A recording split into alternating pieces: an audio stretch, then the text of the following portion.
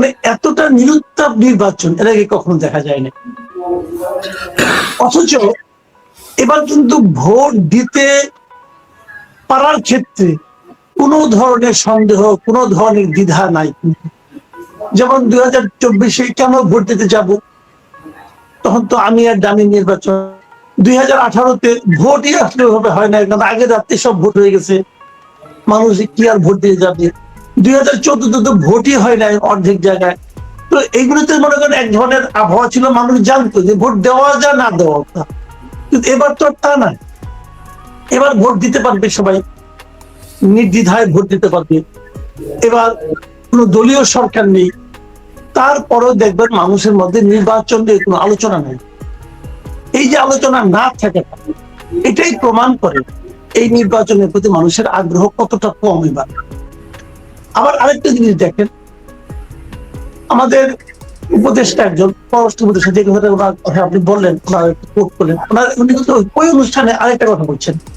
উনি বলেছেন এবারে নির্বাচনে 55% চেয়েও বেশি ভোট পড়বে বলেছেন। তার মানে কি, আপনি ভাবেন তো, আমরা যদি পুরনো নির্বাচন কথাগুলি ধরি, আমি 2008 পর্যন্ত নির্বাচন ধরি, আর 1996 এই নির্বাচনগুলিতে কিন্তু ভোট পড়েছে 75, 74, 80% ভোট পড়েছে।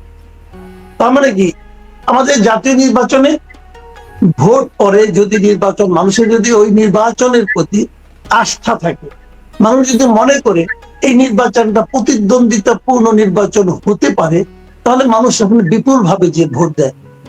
এবার কিন্তু সে ধরনের ভোটের কোনো সম্ভাবনা আমি অন্তত দেখছি না। এ না দেখার মূলত কারণ হলো, অনেক জায়গায় দর্শকরা মানে ভোটাররা মনে করছে নির্বাচন, আবার অনেক জায়গায় ভোটাররা এমনও মনে করছে এই নির্বাচনে তো আওয়ামী লীগ নাই, আওয়ামী লীগ না থাকলে কার সঙ্গে কার প্রতিদ্বন্দ্বিতা হবে। আমরা অনেকগুলো বছর থেকে দেখছি এই দেশে মূলত নির্বাচনে প্রতিদ্বন্দ্বিতা হয় আওয়ামী লীগের সঙ্গে বিএনপি। আবার আমরা এটাও বলতাম যে দেশে আসলে ভোট হয় দুই ভাবে, একটা হলো প্রো আওয়ামী লীগ, একটা হলো এন্টি আওয়ামী লীগ। মানে আওয়ামী লীগের পক্ষে একটা লোক ভোট দেয়, আর আওয়ামী লীগের বিপক্ষে যারা আছে তারা বিএনপি জামাতের মানে ভোট দেয়। তো এবার তো আওয়ামী লীগই নাই, মানে যেটা মূল স্রোত সেটাই নাই। তো এখন ভোটটা কি হবে? এখন ভোটটা হবে প্রো বিএনপি এবং এন্টি বিএনপি, এই তো হবে এবার ভোটটা। তো এন্টি বিএনপি যারা আছেন তারাও খুব একটা যে সরব আমার কাছে তা মনে হয় না। যারা বিএনপির উপর আনহ্যাপি তারাই কিন্তু এবার যে বিএনপির বাইরে এন্টি বিএনপি মানে জামাতকে হয়তো ভোট দিবে। এরকম সংখ্যা একদম কম না। আবার ইলেকশনের ওই গত 24-এর পর থেকে নানা ঘটনার প্রেক্ষিতে আমাদের এই দেশে কিন্তু এরই মধ্যে এন্টি বিএনপি একটা স্রোতের জন্ম হয়েছে। তো তারা যদি জামাতকে ভোট দিয়ে তাহলে রেজাল্ট অন্যরকম হবে। কিন্তু এই যে একটা হতে পারে হবে, এটা নিয়ে কিন্তু মানুষের মধ্যে খুব একটা আলোচনা দেখি না। মনে করেন পাড়ার দোকানে যান আপনি, নির্বাচন নিয়ে কোনো আলোচনা করে না, এবং যারা আলোচনা করতো আগে তারা যেন আলোচনা করতে ভয় পায়। এই ভয়ের জায়গাটা এই সরকার দূর করতে পারে না, যে কারণে এই নির্বাচনে মানুষের আগ্রহ খুব বেশি একটা নেই। তবে নির্বাচন একটা হবে, হওয়ার পর কি হবে এটা নিয়ে আবার আরেক আলোচনা। মাসুদ ভাই, আপনি নির্বাচনে এই প্রসঙ্গটাই গেলেন। আমি আসলে আপনি যেটা বলছেন, আমি গ্রামগঞ্জে দেখে এসেছি যে আগে যে নির্বাচন দেখেছি 91, 96, 2001, 2008 পর্যন্ত, ওই আবহ কোথাও আমার চোখে অন্তত পড়ে নেই। আমি একটা ভিন্ন প্রসঙ্গে যেতে চাই। আপনি হানা ভোট নিয়ে বহু কিছু আছে, তর্ক আছে। অনেকে বলেন যে হাতে তো এমন কিছু প্রস্তাব আছে যেগুলো আসলেও দেশের জন্য ভালো। আমি ওই জায়গায় না গিয়ে বলবো যে হানিয়ে তো অনেক কমপ্লেক্স আছে এই ভোটটা নিয়ে। তারেক রহমান সাহেব এর আগে যখন বলেছেন, তখন বলেছেন যে গণভোটের চেয়ে, মানে গণভোটের বিপক্ষে তিনি ছিলেন, গণভোটের চেয়ে কৃষকের পেঁয়াজের নিশ্চয়তা করা, হিমাগার করা ভালো। কিন্তু মানে হঠাৎ করে ইলেকশন প্রচারে যখন গেলেন, তারও প্রায় 4-5 দিন পর উনি গিয়ে হার পক্ষে ভোট চাইলেন, যখন ডাকসু সাদিক কায়েম তাকে খোঁচা দিল যে তারেক রহমান কেন হাতে ভোট চাচ্ছেন। আপনার কি মনে হয় উনি শেষ পর্যন্ত ওনার এই অবস্থানটা কেন পরিবর্তন করলেন? উনি কেন পরিবর্তন করেছেন এর পেছনে ওনার রাজনীতি আছে। আমি বলি, আমার মতে ওনার এই মানে যেটা বলেছেন উনি কিভাবে মিন করেন আমি সেটা আমার কাছে ক্লিয়ার না। এই কারণে দেখেন, হানা ভোটটা কিসের জন্য? সংস্কারের জন্য। তো যে সংস্কার প্রস্তাবগুলি তা এই মানে এখানে আনা হয়েছে জুলাই সনদের মধ্যে, এই সংস্কার প্রস্তাবগুলির মধ্যে অনেকগুলি জায়গায় ওনার দল নোট অফ ডিসেন্ট দিয়েছে, অনেকগুলি জায়গায়। এবং যদি হা বিজয়ী হয় তাহলে কি ওনার সেই নোট অফ ডিসেন্ট গুলো বলবৎ থাকবে? যদি হা বিজয়ী হয়, যদি জুলাই সনদ পাস হয়ে যায়, তাহলে যে জায়গাগুলোতে নোট অফ ডিসেন্ট দিয়েছেন সেগুলোর কি হবে? সেগুলো কি তাহলে পাস হয়ে গেল? তাহলে যদি উনি জনগণকে বলেন যে তোমরা হাতে ভোট দাও, তাহলে তো জুলাই সনদ পাস হয়ে গেল। তাহলে যেগুলো তুমি নোট অফ ডিসেন্ট দিয়েছিলেন সেগুলো তো কার্যকর থাকলো না। যদি কার্যকর না থাকে তাহলে নোট অফ ডিসেন্ট দিতে গেলেন কেন? আমার এটা একটা প্রশ্ন।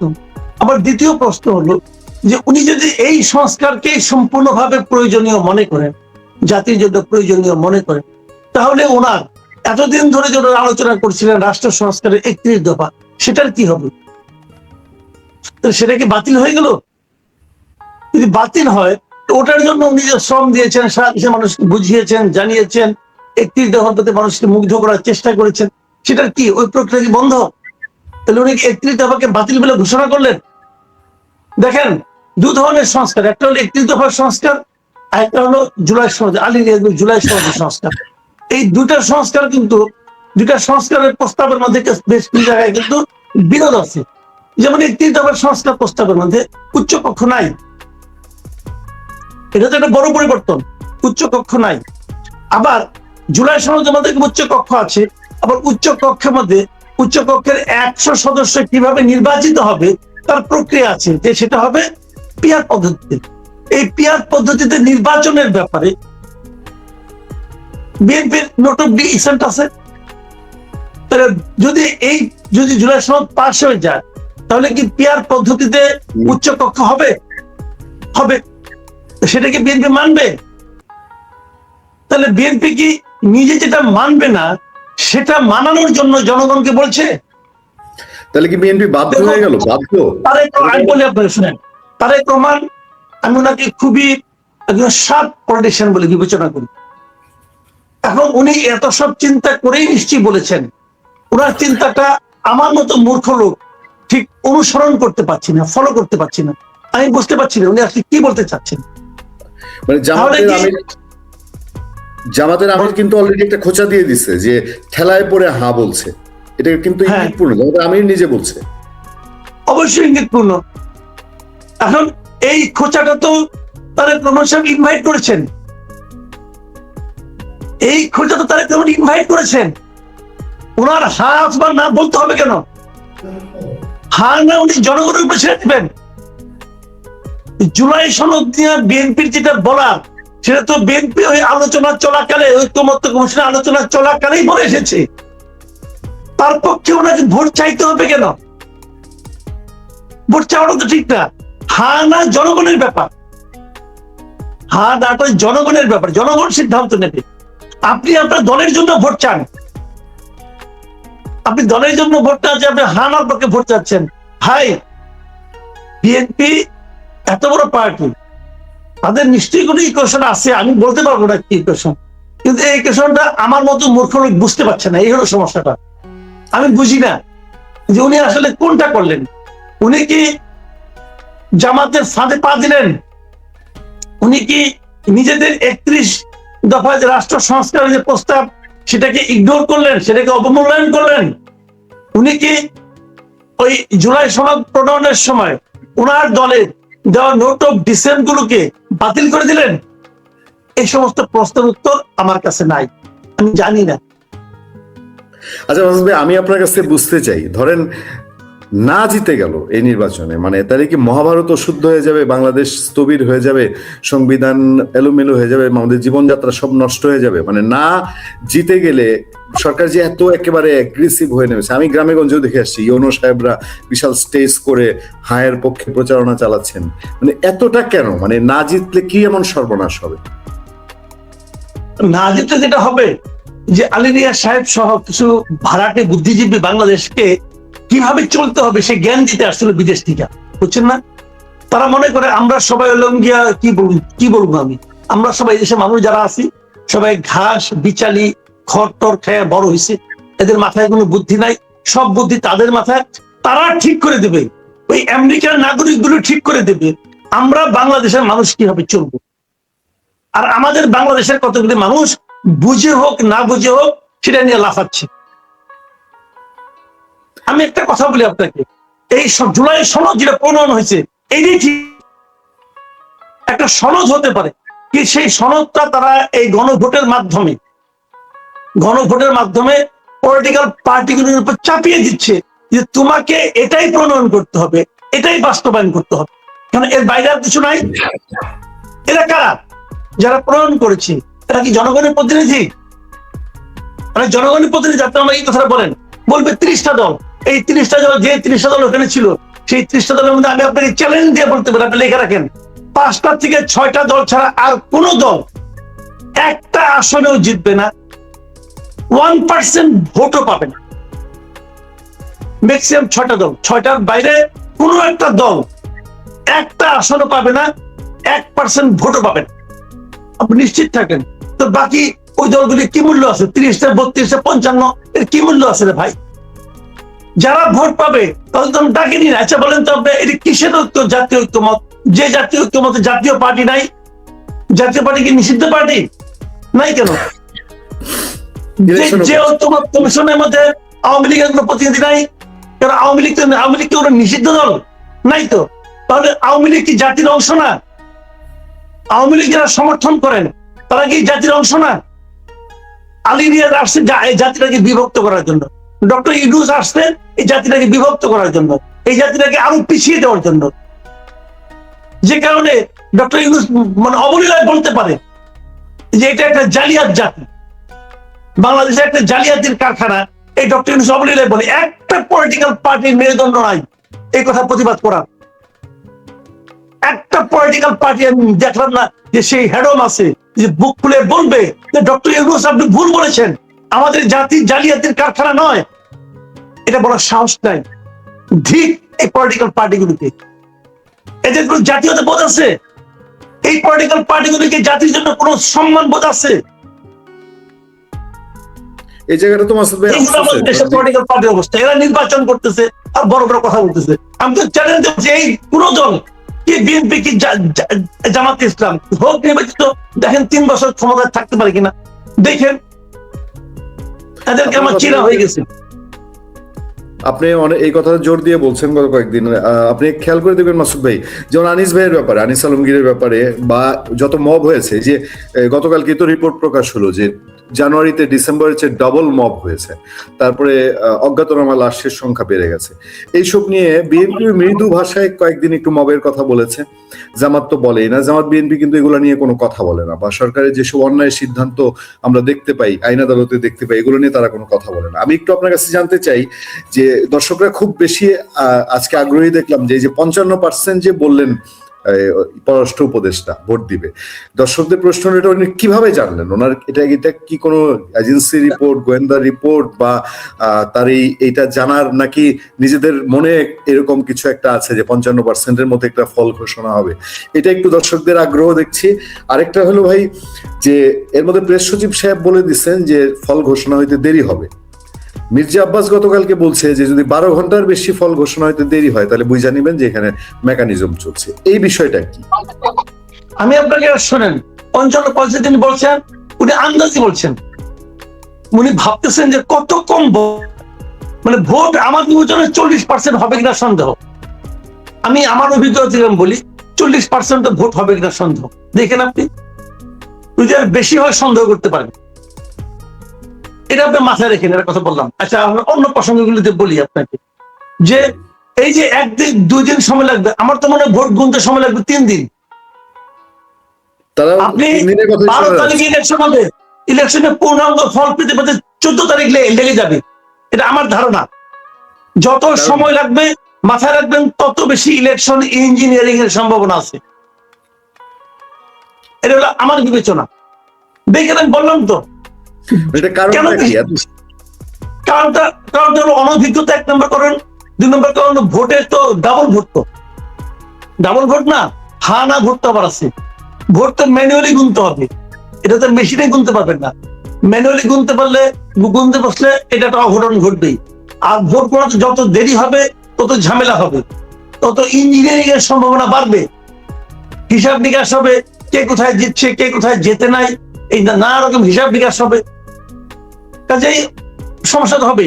আর এরই মধ্যে আরো কিছু ঘটনা আছে কিন্তু দেখেন, হা ভোটকে জেতানোর জন্য আলী রিয়াজ সাহেব সহ বিভিন্ন উপদেষ্টারা সারা দেশে চরকির মতো ঘুরছে, বিভিন্ন প্রশাসনের লোককে কাজে লাগাইছে, ডিসিদেরকে দিয়ে মিটিং করছে, তাদের সব উপজেলা পরিষদের লোকজনকে লেগে এনে আনছে, বিভিন্ন জনকে এটা নিয়ে কিভাবে হা ভোটের জন্য জনগণকে প্রভাবিত করা যায় তার টেকনিক শিখাইছে তো। তারপরে দেখলাম যে 3 দিন আগে নির্বাচন কমিশন বলছে যে কোন হা না ভোটের মধ্যে কোন একটা পক্ষে সরকারি কর্মকর্তা কর্মচারীরা প্রচারণা চালাইলে তাদের দণ্ডনীয় অপরাধ হবে, এবং সে অপরাধের মাত্রাও জানা গেল যে সর্বনিম্ন সাজা হবে 1 বছরের জেল এবং সর্বোচ্চ সাজা হবে 5 বছরের জেল, তার সঙ্গে অর্থদণ্ড হবে। তার মানে আমি তো মনে করি দেশের সমস্ত জেলা প্রশাসকের 1 বছর করে জেল হওয়া উচিত, কারণ দেশের সমস্ত জেলা প্রশাসক এই অন্যায় কাজটা করছে। তারা হয়তো বলবে এই যে আমরা আলী রিয়াজ সাহেবের কারণে করছি, কিন্তু তারা কি আইন জানে না? সে জেলা প্রশাসক সে আইন জানে না? এই আইন তো গোপন কোন আইন না, এটা আরপিও তো স্পষ্ট লেখা, আরপিও 86 নম্বর ধারা এটা লেখা আছে স্পষ্ট করে। তুমি যখন রিটার্নিং অফিসার উনি যখন হয়েছেন তখন উনি আরপিও পড়েন নাই? উনি আরপিও পড়ে কেন আলী রিয়াজ সাহেবকে বললেন না যে এটা আপনি পারেন না, এটা আইনে নাই? কেন বললেন না? একজন করে মেরুদণ্ড নাই? এই সমস্ত মেরুদণ্ডহীন লোকগুলো হচ্ছে রিটার্নিং অফিসার। এবং এরা কি করবে? এদের আমি তো মনে করি এদের প্রত্যেকের যদি এসে আইনি শাসন থাকতো এদের প্রত্যেকের 1 বছর জেল হইতো, এবং এই মামলা ইলেকশন কমিশনের করা উচিত। এবং আমি এটাও মনে করি ইলেকশন কমিশনের উচিত অনতিবিলম্বে এই হা না ভোটকে বন্ধ করে দেওয়া, কারণ এই ভোট এখন আর অবাধ নিরপেক্ষ হবে না। এই ভোট এখন ইলেকশন কমিশনের সঙ্গে যারা জড়িত, যত রিটার্নিং অফিসার আছে সবাই এর সঙ্গে ইনভলভ হয়ে গেছে, যত সরকারি কর্মকর্তা কর্মচারী আছে সবাই এর মধ্যে এই হার পক্ষে প্রচারণা চালিয়েছে। এই হা না ভোট আর হওয়া উচিত না। ইলেকশন কমিশনের যদি মেরুদণ্ড থাকে, লজ্জা শরম থাকে, তাদের উচিত বলে দেওয়া যে আমি হা না ভোট এখন করা যাবে না, বলা উচিত। বসবে আর 2টা বিষয় আপনার মতামত জেনে আমি শেষ করবো। একটা হলো যে জামাত বিএনপি বলা হচ্ছে যে একটা প্রতিদ্বন্দ্বিতা ব্যাপার, যে খুব কাছাকাছি বিএনপির ঘাড়ের উপরে নিঃশ্বাস ফেলছে। এই সময়ে এতদিন হুইসপিয়ারিং ছিল, আমরা শুনতাম যে জামাত বিশেষ আসনে ভোটার স্থানান্তর করেছে, ইভেন ঢাকা 17 তারেক রহমানকে চ্যালেঞ্জ করার মতো অবস্থা বা জামাতের আমিরকে জেতানোর মতো অবস্থা। এটা আজকে আনুষ্ঠানিকভাবে শুনলাম বিএনপির স্থায়ী কমিটির সদস্য নজরুল ইসলাম খানের মুখ থেকে। উনি বলছেন যে তিনি অভিযোগ করেছেন ইলেকশন কমিশনে গিয়ে যে একটা বিপুল সংখ্যক ভোটার স্থানান্তর করা হয়েছে। এই যে শেষ মুহূর্তে বিএনপি এটা বুঝেছে, এতে বিএনপির কি আসলে তাহলে আর কোনো জামাতের এই কৌশলের কাছে তার আর পথ আছে কোনো? কারণ এটার তো আর কোনো সমাধান নাই। এটা একটু আমি জানতে চাই। বিএনপি একটা বড় রাজনৈতিক দল, কিন্তু আমি খুব বেদনার সঙ্গে লক্ষ্য করলাম এই বড় রাজনৈতিক দলের মধ্যে তারেক রহমান ছাড়া আর একজন লোককে আমি ক্যারিজমেটিক হিসেবে দেখলাম না। একজন লোক না, কোন একজন লোককে পেলাম না যে লোকটা দাঁড়াইলে পরে 10টা ভোট বাড়বে, যে লোকটা মুখ খুললে পরে তার কথা শোনার পর 10টা ভোট বাড়বে। আমি তারেক রহমান ছাড়া আর একজনকে দেখি।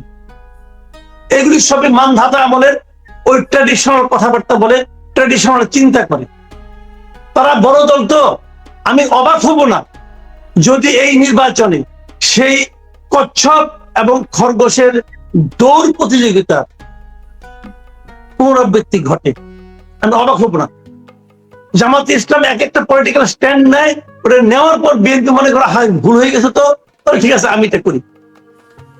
নিজের থেকে যে কিছু একটা করবে এই করার অ্যাবিলিটি বিএনপির আছে কিনা আমার সন্দেহ আছে। প্রত্যেকটা লোক আমি মনে করি বিএনপি নির্বাচনী প্রচারণাকে, নির্বাচনী যে যুদ্ধ লড়াই সেটাকে পিছিয়ে দিচ্ছে। তাদের এতক্ষণে মনে হয়েছে যে জামাত কি করতেছে না, এতক্ষণে মনে হয়েছে ভাই ইলেকশন কমিশনের খবর দিতে জানা যায় যে গত 3-4 বছরে কোথায় ভোট বেশি, কোথায় মানে আপনার ঠিকানা স্থানান্তর হয়েছে। পারে না, তারা পারতো না, তারা ব্যস্ত হলো লুটপাট নিয়ে। এখন পর্যন্ত তাদের এই হলো মাঠ দখল নিয়ে, টেম্পু স্ট্যান্ড দখল নিয়ে। ভাই এটা অতি নেতিবাচক দিক আসবে। আর বড় বড় গল্প খালি গল্প দেয়, আমি এত বড় নেতা, আমি তত বড় নেতা। ঢাকা শহরে দেখেন না কি হয়? আমি তো ঢাকা শহরে ফলাফল খুব ভালো দেখছি না, খুব ভালো দেখছি না কিন্তু আমি। জামাতের আমির শফিকুর রহমান কি নারী ইস্যুতে বড় কোনো বেকায়দায় আছেন? আপনি জানেন সবকিছুই মাসুদ ভাই। দেখেন, এগুলি আমি শোনেন, আমি বলি আপনাকে, এটা উনি এভাবে বলেছেন কিনা আর বললো কিভাবে বলেছেন, এটা আসলে আমি গবেষণা করিনি। আমি গবেষণা করিনি এই কারণে আমার কাছে মনে হয়েছে এটা অপ্রয়োজনীয় কাজ। আমার কাছে জামাতে ইসলাম এমনি তো নারী নেতৃত্বকে সাপোর্ট করে না, দুই একটা ঘটনা যে সেটা প্রমাণ করার দরকার পড়ে না। উনি এটা আল জাজিরার কাছে সাক্ষাৎ করে বলেছেন ওনারা নারী নেতৃত্ব চান না, এবং তারও চেয়ে বড় কথা এবার নমিনেশনের সময় তারা মাত্র 0% নমিনেশন দিয়েছেন নারীদেরকে, একটা নারীকে নমিনেশন দেন নাই। এগুলি তবে মুখে কি বললেন না বললেন এগুলি ম্যাটেরিয়াল, কি কাজে করলেন সেটাই তো দেখা যাচ্ছে। যদি কাজে না করতেন তাহলে বলতাম, কাজে তো একজনকে দেন নমিনেশন। তো নারী বিষয়ক ওনাদের যে মনোভাব সেটা কি প্রকাশ্যে উপলব্ধি করতে আমাদের কোনো কষ্ট হয়? কষ্ট হয় না। ওনারা নারী নেতৃত্বে আস্থা রাখেন না, এবং ওনারা ক্ষমতায় আসলে পরে আমাদের দেশের নারীরা খুব একটা সুবিধাজনক অবস্থায় থাকবেন না। বর্তমানে যা আছেন তার চেয়েও নেতিবাচক অবস্থায় তাদেরকে যেতে হবে, এটা আমি বুঝি। এটা বোঝার জন্য ভাই ওই গবেষণা করার দরকার পড়ে না। যে দল, তাদের দলে মজলিসের শুরায় আমি যতদূর জানি প্রায় 91 জন নারী আছেন।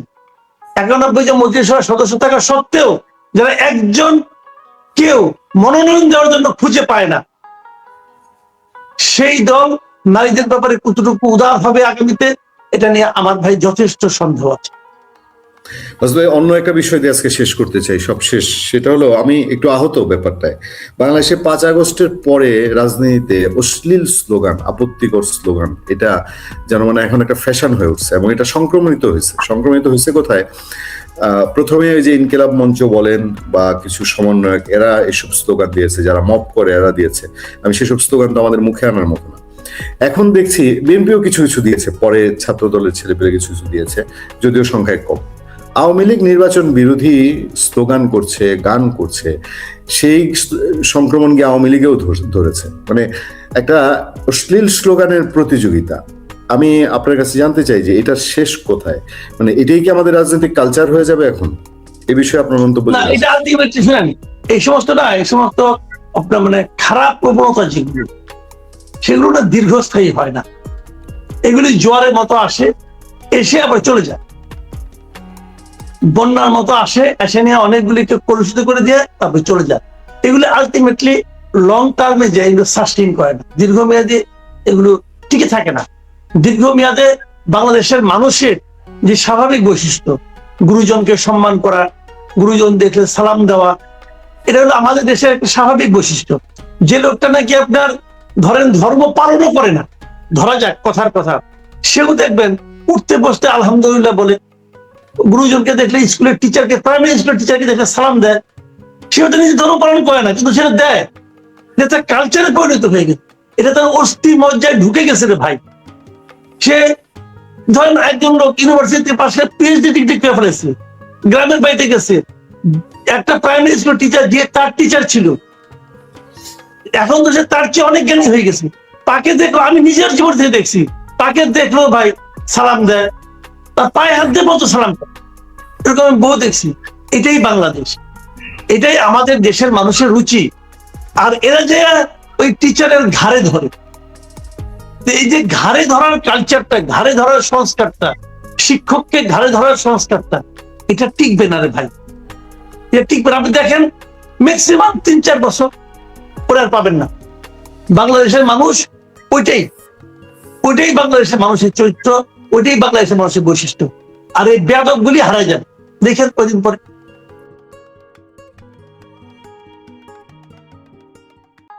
কই তথাকথিত কি নির্বাচন করলো তার প্রতি মানুষের কোনো আগ্রহ নেই, মানুষে ভোট দিতে যাবে না। আওয়ামী লীগ তো যাবেই না, দেশের মানুষও যাবে না, এটা ইতিমধ্যেই এটা পরিষ্কারভাবে প্রত্যাখ্যিত হয়েছে জনগণ কর্তৃক, এবং বিভিন্ন ভাবে এটা যে একটি খণ্ডিত নির্বাচনের অপচেষ্টা চালানো হচ্ছে কূটনৈতিকভাবে, বিভিন্ন আন্তর্জাতিক সংস্থা, এমনকি বিভিন্ন দেশে বিভিন্ন জাতিসংঘ থেকে আরম্ভ করে অ্যামনেস্টি, মানবতাবাদী অর্গানাইজেশন, এগুলো কিন্তু এই নির্বাচনকে human rights watch, amnesty international সহ অন্যান্য প্রতিষ্ঠানগুলো এই তথাকথিত কিন্তু আমেরিকা এবং ওরা প্রশ্ন তুলেছে। আমেরিকা এবং যুক্তরাজ্য এই দুইটা দেশ, ইউরোপীয় ইউনিয়ন, এদের কংগ্রেসম্যানরাও, এদের পার্লামেন্টের সদস্যরাও কংগ্রেসম্যানরা বলেছে, কিন্তু সরকারগুলো, এটা বিতর্ক করেছে, তারা এই বলেছে এইভাবে সরকারগুলা- নির্বাচনে এই সরকারগুলা যুক্তরাষ্ট্র, যুক্তরাজ্য, ইউরোপীয় ইউনিয়ন, তারা এই নির্বাচনটা চাচ্ছে এবং তারা আওয়ামী লীগ যে নির্বাচনে নাই এটাকে তারা কোনো সমস্যা দেখে নাই। এমনকি যুক্তরাজ্যের হাইকমিশনার সারা কুক দিল্লিতে গিয়ে একটা টকশোতে বলে এসেছেন, দিল্লিতে গিয়ে একটা তাদের থিঙ্ক ট্যাঙ্কের একটা মিটিং ছিল, ওইখানে বলে এসেছেন এই জামাত ভদ্র জামাত, এই জামাত আগের জামাত না, মানে তাদের জন্য কোনো সমস্যা না সেটা। এটা তার কথা, সে বলছে, কিন্তু আদৌ সেই কথাটা কি বাংলাদেশের মানুষের কাছে গ্রহণযোগ্য কথা? আমরা সেই বিষয়টিকেই সবচেয়ে গুরুত্বের সাথে আমরা দেখি এবং আমরা দেখব। কারণটা হলো, আসলে নির্বাচনের নামে যে নাটক প্রহসন মঞ্চস্থ হতে যাচ্ছে বলে আমরা এখন অনেকে হয়তো ভাবি, তো কিন্তু আসলে কি হচ্ছে? আসলে তো কোনো নির্বাচন হবে না। আর হানা ভোটের ভিতর দিয়ে কি, হানা ভোটের প্রতি তো মানুষের কোনো আস্থাই নেই। হানা ভোটের আমাদের হানা ভোটের ইতিহাস হচ্ছে, কোন হানা ভোটে মানুষের কোনো আগ্রহ থাকে না, কিন্তু সরকার এটাকে জয়যুক্ত হয়েছে, ঘোষণা দিবে এবং সেটাকে আইনে পরিণত করবে। হানা ভোটের ইতিহাস কি বাংলাদেশে? হানা ভোটের ইতিহাস হলো 100% ভোট, যেখানে ভোটার সেখানে 100-এর উপর দিয়ে মোর দ্যান 100% ভোট কাস্ট হয়।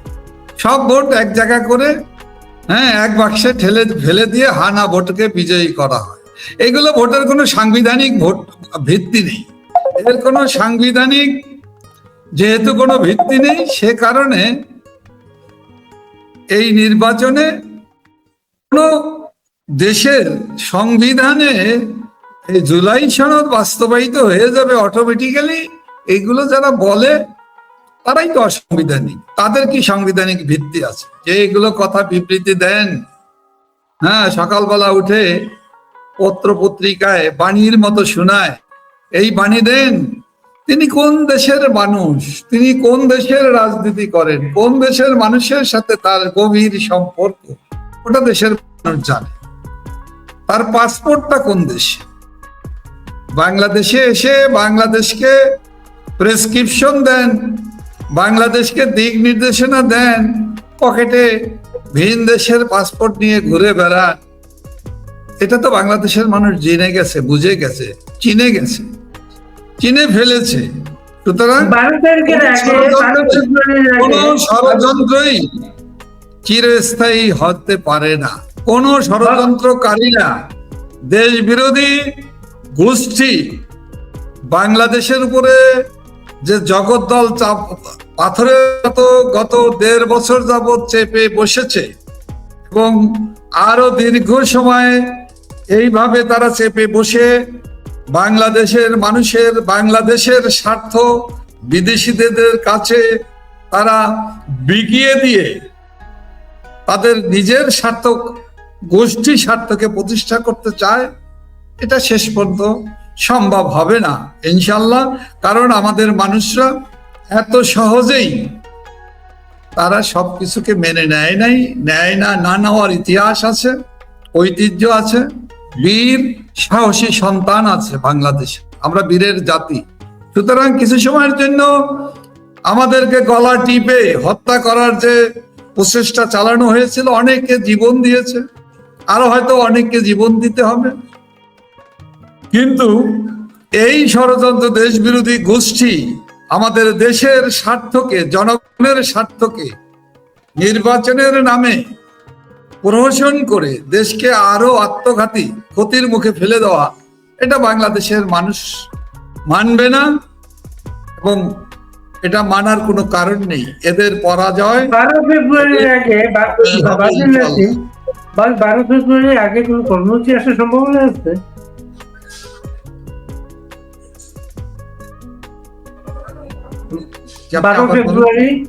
12 ফেব্রুয়ারিকে সামনে রেখে নতুন কোনো কর্মসূচি আসার সম্ভাবনা আছে?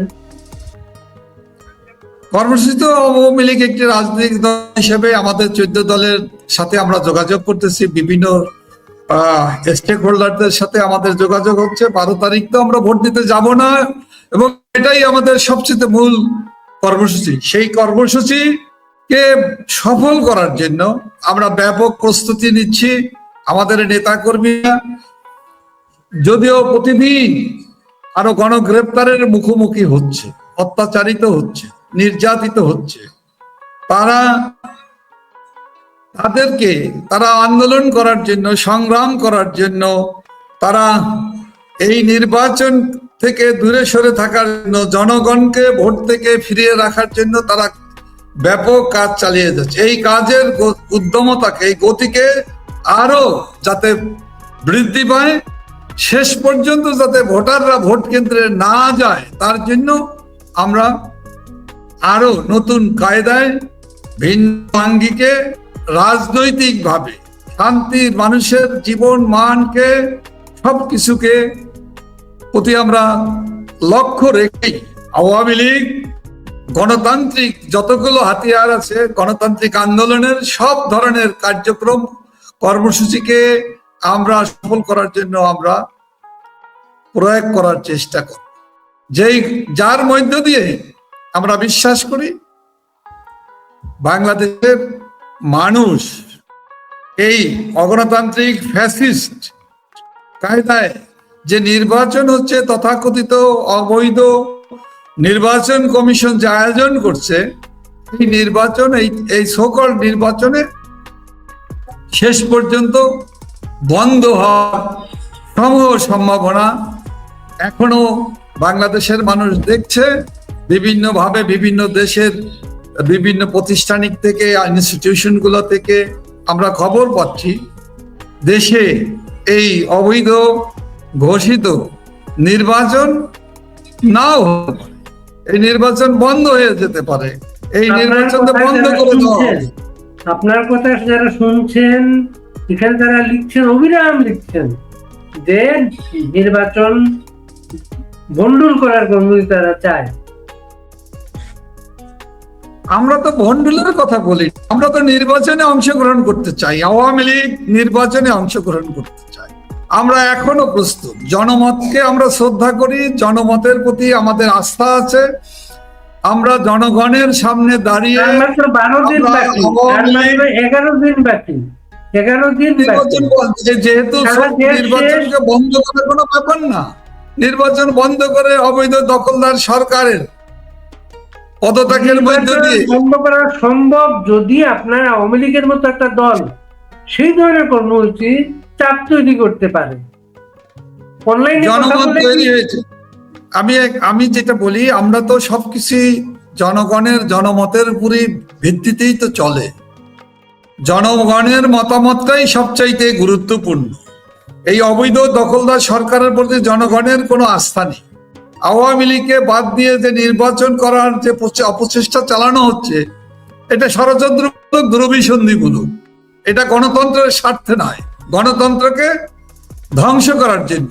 সুতরাং এই নির্বাচন অনতিবিলম্বে স্থগিত করে এই অবৈধ দখলদার সরকার, এই ফ্যাসিস্ট সরকার, অন্তর্বর্তীকালীন সরকারের পদত্যাগ করে দেশে একটি তত্ত্বাবধায়ক সরকারের মতো, নির্দলীয় সরকারের মতো একটি সরকার গঠন করে সকল রাজনৈতিক দল, আওয়ামী লীগ সহ সকল গণতান্ত্রিক রাজনৈতিক দল, সকল স্টেক হোল্ডার সবাই অংশগ্রহণ করুক অবাধ সুষ্ঠু নির্বাচনের মধ্য দিয়ে, সেখানে জনগণ নির্ধারণ করবে।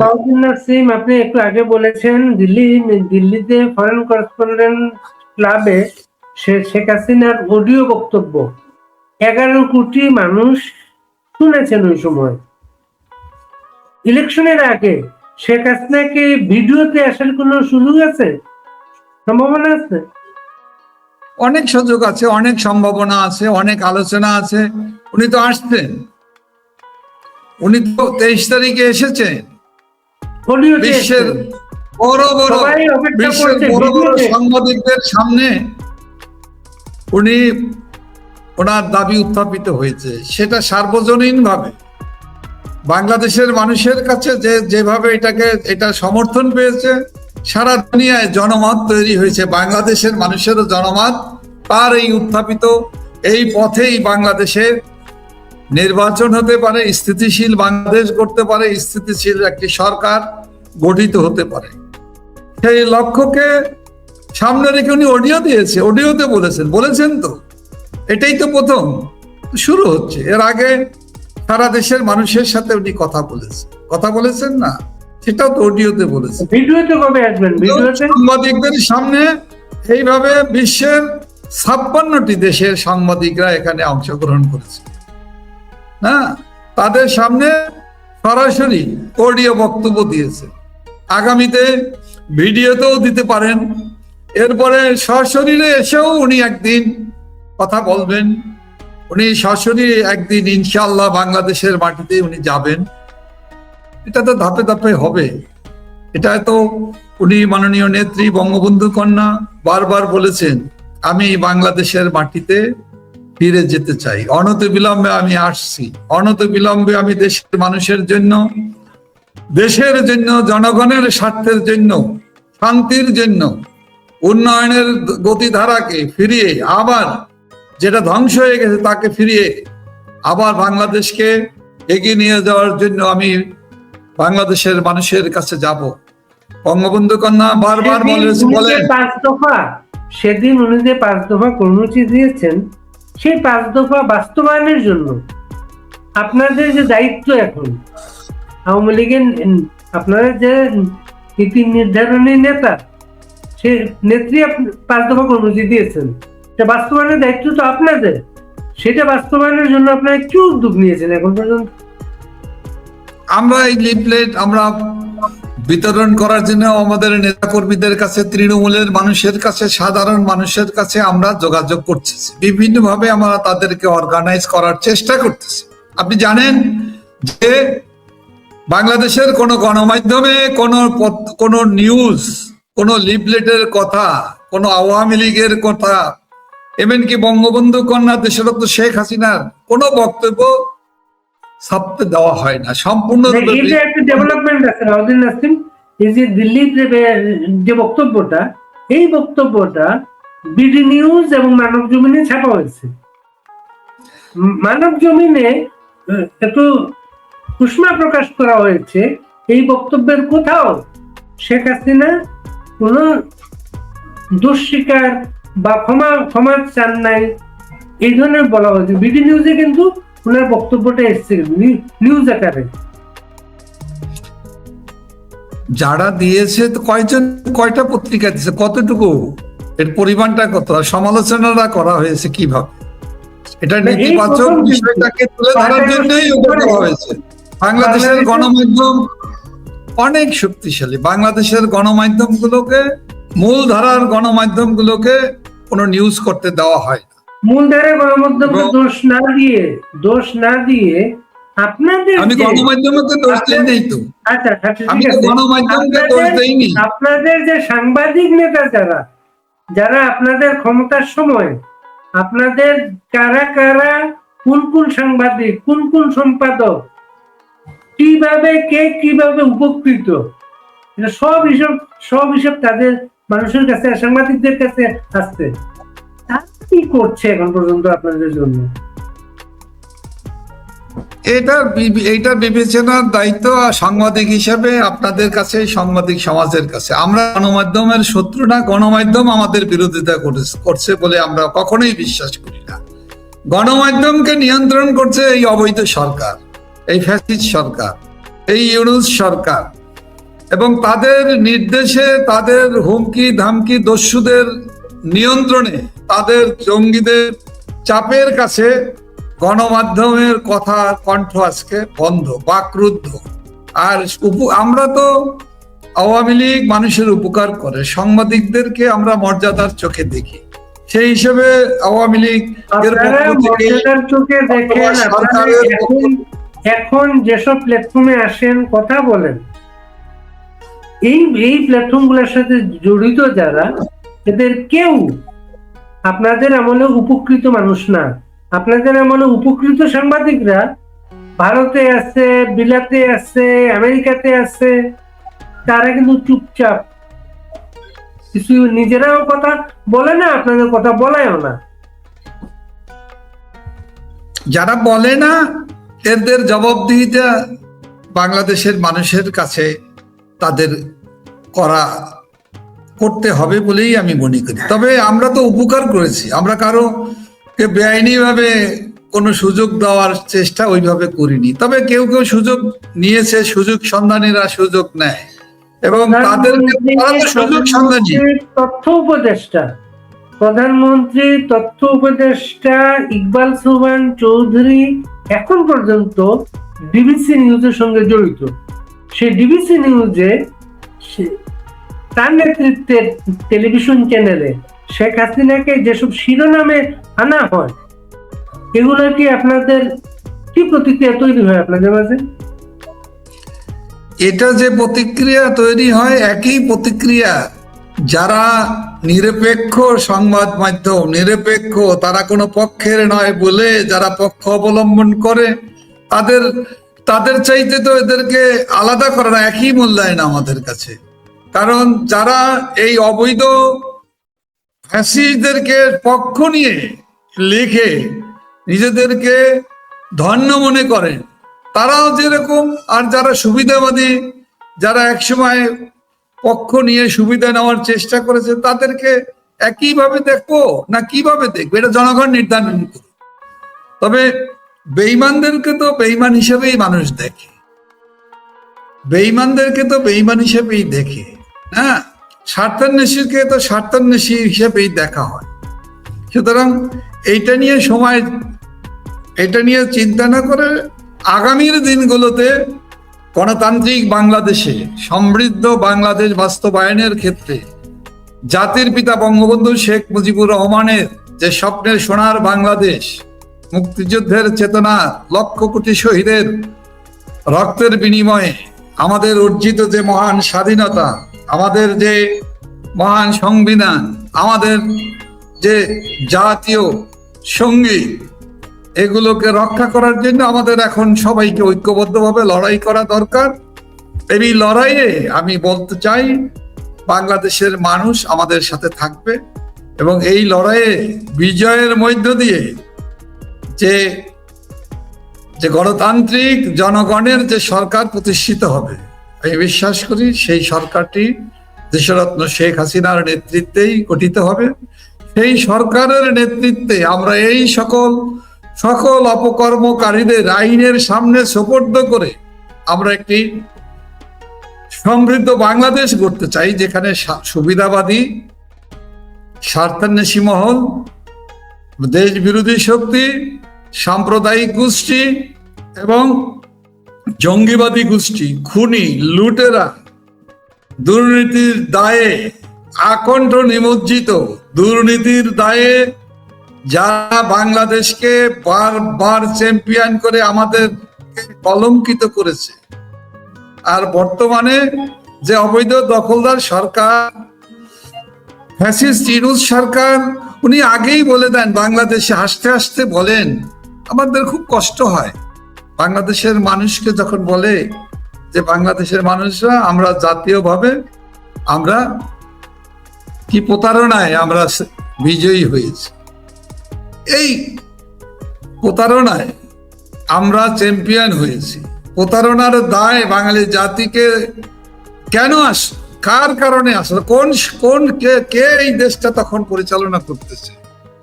তো এখানে তো প্রতারক কে? প্রতারণা বাংলাদেশের মানুষের সাথে কে করেছে? বাংলাদেশের মানুষের সাথে, তরুণ সমাজের সাথে, ছাত্র সমাজকে প্রতারিত করে, মেহনতি মানুষদেরকেও একটি অংশকে প্রতারিত করেছে। প্রতারণা করেই দেশকে আজকে ধ্বংসের দ্বার প্রান্তে নিয়ে গিয়েছে। 12 ফেব্রুয়ারি নির্বাচনে বিএনপি জিতলে না জামায়াত জিতলে, কে জিতলে আপনাদের জন্য সুবিধা হবে? এইটাই নির্বাচনই আমরা বিশ্বাস করি না। এই নির্বাচন আমরা অংশগ্রহণমূলক নির্বাচন চাই, অবাধ, সুষ্ঠু, নিরপেক্ষ নির্বাচন চাই, যেখানে বাংলাদেশ আওয়ামী লীগ সহ সকল রাজনৈতিক দল অংশগ্রহণ করবে। সেই নির্বাচনের ফলাফল যেটা হবে আমরা সেটা মেনে নেব। গণতান্ত্রিক দল হিসাবে আওয়ামী লীগ এটা মেনে নিবে। আমরা এই নির্বাচন চাই। আর এই নির্বাচনে বিএনপি জিতলেই কি, আর জামাত ইসলাম জিতলেই কি, আর এনসিপি জিতলে কি, এখানে কেউ জিতবে না। এখানে কেউ জেতার কোনো সম্ভাবনা নাই। এখানে নির্বাচন হবে কিনা সেটা নিয়ে এখনো সন্দেহ। আর এই নির্বাচনে কে বাংলাদেশের মানুষ প্রত্যাখ্যান করেছে। আওয়ামী লীগ এই নির্বাচনে যেহেতু অংশগ্রহণ করার সুযোগ রাখা হয়নি, আমাদের দাবি একটাই, সর্বপ্রথম আমাদেরকে রাজনীতি করার, নির্বাচন করার যে অধিকার, সাংবিধানিক যে অধিকার, আমাদের যে রাইট, সেটা আগে দিতে হবে এবং তারপরে নির্বাচন হবে, সকল মিলিয়ে নির্বাচন। সেই নির্বাচনের ফলাফল যেটা হবে সেটা আমরা মেনে নেব, এটাই আমাদের প্রতিক্রিয়া। আমরা নির্বাচনের প্রতি আমাদের শ্রদ্ধা আছে, কিন্তু এই তথাকথিত নির্বাচন, যে নির্বাচনে মানুষ অংশগ্রহণ করবে না, ভোট দিতে যাবে না, ভোট দিতে পারবে না, আওয়ামী লীগ করলে তার ভোট দেওয়া যাবে না, তার ভোট সে ভোট দিবে, তার ভোট নেওয়ার জন্য অনেক প্রার্থী আজকে এসে হাজির হয়েছে। আওয়ামী লীগ নাই, সুতরাং আওয়ামী লীগের নৌকা মার্কার ভোটটা আমাকে দিন, আমাকে দিবেন, আমাকে দেন, আমার দলকে দেন, আমার মার্কাকে দেন। ওই মার্কাওয়ালারা আওয়ামী লীগের ভোট চায়। আওয়ামী লীগের নেতা কর্মীরা ওই মার্কাওয়ালারে ভোট দিতে যাবে? কেন যাবে? কোনো কারণ নেই। যেখানে আওয়ামী লীগ নাই সেখানে আওয়ামী লীগের ভোটাররা ভোট দিতে যাবে না। যেখানে বাংলাদেশের বৃহত্তম অংশ, মেজরিটি পিপল যে নির্বাচনে ভোট দিতে যাবে না, তার অনুসরণ করবে বাংলাদেশের বাকি মানুষগুলো, তাকেই অনুসরণ করবে। কারণ মানে আপনি বলতে চাচ্ছেন এই নির্বাচনে যত ভোটার উপস্থিতি যত কম থাকবে, তত আপনাদের কর্মসূচি সফল হবে। এই নির্বাচন নিয়েই তো প্রতিটি দিন সংশয় তৈরি হচ্ছে। প্রতিদিন, প্রতিটি মুহূর্তে এমন কোনো অবস্থা, পরিস্থিতি বিরাজ করতেছে না সরকারের। বর্তমান এই অন্তর্বর্তীকালীন নামে যে বেআইনি সরকারের আমলাতন্ত্রের সাথে তাদের যারা অনুসারীরা থেকে আরম্ভ করে সাধারণ নিরীহ যারা আছে, যারা চাকরি করেই তারা তাদের জীবিকা নির্বাহ করে, তারা প্রিজাইডিং অফিসার হিসাবে যারা কাজ করবে, পোলিং অফিসার, পোলিং এজেন্ট হিসাবে যারা যাবে, যারা নির্বাচনের আনসার বাহিনী, পুলিশ বাহিনী সদস্যরা যারা যাবে, কেউ যেতে চায় না। ভোটাররা ভোট কিনতে যেতে চায় না, এদের নিরাপত্তা বোধ করতেছে না। এবং প্রতিদিন সংখ্যা বাড়ছে। কালকে থেকে শুরু হবে, পরশু থেকে মারামারি শুরু হয়, তারপরের দিন খুনাখুনি হবে। কে করবে? কারা করবে? কে সেই অদৃশ্য শক্তি? সেটা তো আওয়ামী লীগ না। আওয়ামী লীগ তো খুনের রাজনীতি করে না। আওয়ামী লীগের ৭৬ বছরের ইতিহাসে আওয়ামী লীগ মহান মুক্তিযুদ্ধের নেতৃত্ব দিয়েছে, দেশ স্বাধীন করেছে। কিন্তু আওয়ামী লীগ অস্ত্রের রাজনীতি করে না, এর আগে এবং পরে কোনোদিন। আওয়ামী লীগ খুনের রাজনীতি, চক্রান্তের রাজনীতি করে নাই। আওয়ামী লীগ ষড়যন্ত্রের রাজনীতি করে নাই। আওয়ামী লীগ স্বৈরাচারের পকেট থেকে জন্ম হয়নি। আওয়ামী লীগ জনগণের দুয়ারে বসেই, জনগণের অংশগ্রহণের ভিতর দিয়েই আওয়ামী লীগের জন্ম হয়েছিল। এই ইতিহাস বাংলাদেশের মানুষ জানে। আপনি বলতে চাচ্ছেন যারা নির্বাচনে আছে এরা সবাই কিন্তু আওয়ামী লীগের বিনাশ চায়, কাজেই তাদের কাছে আপনাদের কোনো প্রত্যাশা নেই। যে কথাটা বলতে শেষ করতে পারি না আপনার কাছে এসে, আপনি যখনই কথা বলেন, অনেক আমি একটু বেশি বলি কিনা জানি না, তবে শেষ করতে পারি না। আওয়ামী লীগ সন্ত্রাসী দল হিসেবে আখ্যা দেওয়া, ট্যাগিং করার যত চেষ্টাই করা হোক না কেন, যতভাবেই উপদেষ্টা পরিষদের আইন শৃঙ্খলা রক্ষার মিটিং এ দাঁড়িয়ে যারা বলেন আওয়ামী লীগেরই সব দায়, অথবা অন্যান্য জনসভায় দাঁড়িয়ে বলে আওয়ামী লীগকেই সব অধিক, এই দেশের নির্বাচন বানচাল হলে, ব্যর্থ হলে সব দায়িত্ব আওয়ামী লীগের। আওয়ামী লীগের এত যদি শক্তি হয় এবং আওয়ামী লীগের জনপ্রিয়তায় আওয়ামী লীগের শক্তি, এই কারণে আওয়ামী লীগকে নির্বাচন করতে দেওয়া হয়নি। আমরা তো বলি আমরা নির্বাচন করতে যাই, আমাদের নেত্রী বারবার বলেছেন আমাদের নির্বাচনে অংশগ্রহণ করতে যাই, দেওয়া হোক, আমরা নির্বাচনে অংশগ্রহণ করব। জনগণ ভোট দিলে আমরা বিজয়ী হব, ভোট না দিলে আমরা হেরে যাব। আমরা মেনে নেব যে বিজয়ী হবে তিনি দেশ পরিচালনা করবে। আমরা প্রয়োজনে দেশের বিরোধী দলের আসনে বসেও তো দেশের জন্য অনেক কাজ করা যায়। এই ইতিহাস আওয়ামী লীগের আছে অতীতে বহুবার, বহু সময় আমাদের নেত্রী বঙ্গবন্ধু কন্যা বিরোধী দলের আসনে বসে কাজ করেছেন, গঠনমূলকভাবে কাজ করেছেন, সরকারকে সহযোগিতা করেছে। আমরা দালালি করি নেই, দেশের তো শেখ হাসিনা কারো বদলেই হয়ে কাজ করেনি, জনস্বার্থে তিনি দলের প্রধান হিসাবে, বঙ্গবন্ধুর আদর্শের দলের প্রধান হিসাবে, আওয়ামী লীগের নেতা হিসাবে, সভাপতি হিসাবে তিনি দায়িত্ব পালন করেছেন। এখনো আওয়ামী লীগ শেষ করবো বাউদ্দিন নাসিম, আমরা শেষ করবো। আপনি যদি একটা কিছু যুক্ত করতে চান আমি শেষ করবো। ধন্যবাদ। আমরা গণতান্ত্রিক দল, আমরা হত্যা খুনের রাজনীতি করি না। আমরা নির্বাচনে অংশগ্রহণ করতে চাই। আমরা নির্বাচনে জনগণের ভোটে জনগণ যে সিদ্ধান্ত নিবে আমরা সেটা মেনে নেব। আওয়ামী লীগে বাদ রেখে কোনো নির্বাচন হলে সেই নির্বাচনে আওয়ামী লীগের ভোটাররা যাবে না। আওয়ামী লীগের ভোটারদের প্রচেষ্টায় আমাদের আহ্বান থাকবে দেশবাসীর কাছে, সকল শ্রেণী পেশার মানুষের কাছে, এই তথাকথিত এই অবৈধ নির্বাচনে ভোট কেন্দ্রে না যেয়ে গণতন্ত্রের স্বার্থে, দেশের স্বার্থে, বাংলাদেশের মানুষের অর্থনৈতিক সমৃদ্ধির প্রয়োজনে ঐক্যবদ্ধভাবে এই ভোট কেন্দ্রে না যেয়ে একটি গণতান্ত্রিক সরকার যে নির্বাচন হওয়া প্রয়োজন, যে নির্বাচনের কে সামনে রেখে বঙ্গবন্ধু কন্যা দেশরত্ন শেখ হাসিনা যে 5 দফা উত্থাপন করেছেন, যে দাবি দিয়েছেন, তার ভিতরে এটাকে ব্যাখ্যা করলে এর ডিটেলস আছে। এটা থেকে আমি মনে করি এর চাইতে উত্তম আর কোনো প্রস্তাব নেই। এটাকে সকলের মেনে নেওয়া উচিত এবং এই অবৈধ দখলদার সরকারকে অনতিবিলম্বে জনগণের দাবি, এই 5 দফা দাবি আজকে বাংলাদেশের মানুষের দাবি, জনগণের দাবিতে পরিণত হয়েছে।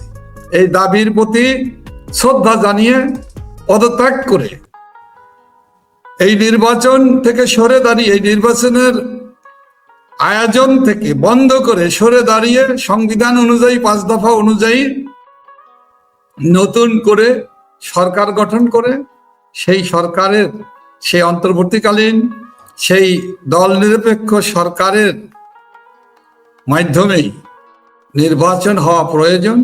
যে নির্বাচনে বাংলাদেশের মানুষ স্বতঃস্ফূর্তভাবে অংশগ্রহণ করবে, আওয়ামী লীগ স্বতঃস্ফূর্তভাবে অংশগ্রহণ করবে, অন্যান্য দলও অংশগ্রহণ করবে।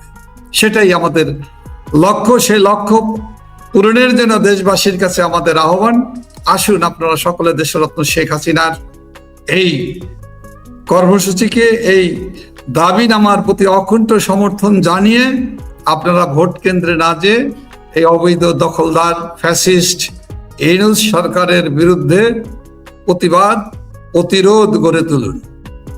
জয় বাংলা, জয় বঙ্গবন্ধু, বাংলাদেশ চিরজীবী হোক। অনেক ধন্যবাদ বাউদ্দিন নাসিম, ভালো থাকবেন। দর্শক বৃন্দ, আপনাদের অনেক কৃতজ্ঞতা। ধন্যবাদ।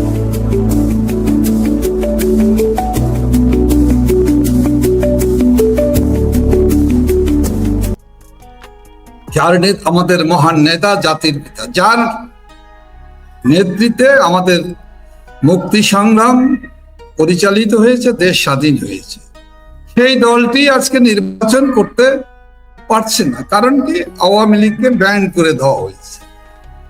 কারণ কি? আওয়ামী লীগ নির্বাচন করার মতো দল না, তাদের যোগ্যতা নাই, তারা ফ্যাসিস্ট, তারা খুনি, তারা রাজনীতি জানে না, মানুষকে ভালোবাসে না, দেশের বিরুদ্ধে কথা বলে।